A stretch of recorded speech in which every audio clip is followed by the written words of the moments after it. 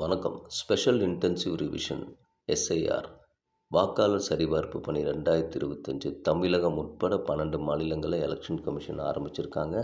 October 28 பிப்ரவரி 7, 2026 வரைக்கும் இந்த பணி நடைபெறும்.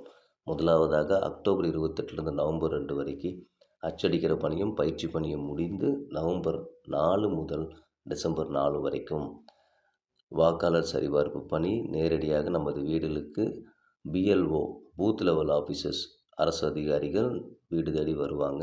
3 முறை நம்மகிட்ட அந்த ஃபார்மை ஃபில் பண்ணி கொடுப்பாங்க. அதில் ஆல்ரெடி நம்ம தகவல்கள் இருக்கும்.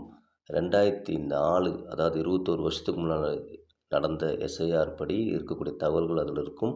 அதில் இல்லை அப்படின்னா நமது உறவினர்களோ நமது பெற்றோர்களோ யாராவது அவங்களுடைய தகவல்கள் அந்த காலகட்டத்தில் இருந்துச்சுன்னா அந்த அதில் ஃபில் பண்ண வேண்டியது வரும். அது எப்படிங்க 20 வருஷத்துக்கு முன்னால் இருந்த தகவல்கள் அப்படின்னா அதை அவங்க எடுத்து கொடுக்குறதுக்கு ஹெல்ப் பண்ணுவாங்க. பூத் லெவல் ஆஃபீஸர்ஸ் கூட பூத் ஏஜென்ட்ஸ் இருப்பாங்க. இல்லை ஆன்லைனில் voters.eci.government.in அப்படிங்கிற வெப்சைட்டில் நம்மளால் எடுத்துக்க முடியும்னாலும் எடுத்துக்கலாம். இந்த தகவல்களுக்கு அப்புறம் டிசம்பர் 9 எலக்டோரல் ரெஜிஸ்ட்ரேஷன் ஆஃபீஸர் ஒரு வரைவு பட்டியலை வெளியிடுவார். அதில் உங்கள் பேர் இருக்கான்னு செக் பண்ணுங்கள். இல்லைன்னா ஃபார்ம் 6 கொடுத்து பதிவு பண்ணிக்கலாம்.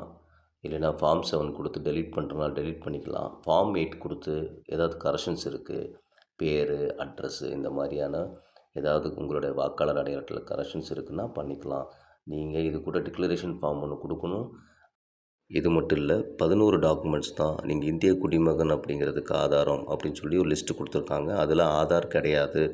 ஆதார் ஒரு அடையாள அட்டையாக தான் பயன்படுத்த முடியும்னு சொல்லிட்டாங்க. பிரஜைக்கான அடையாள அட்டையாக பயன்படுத்த முடியாது.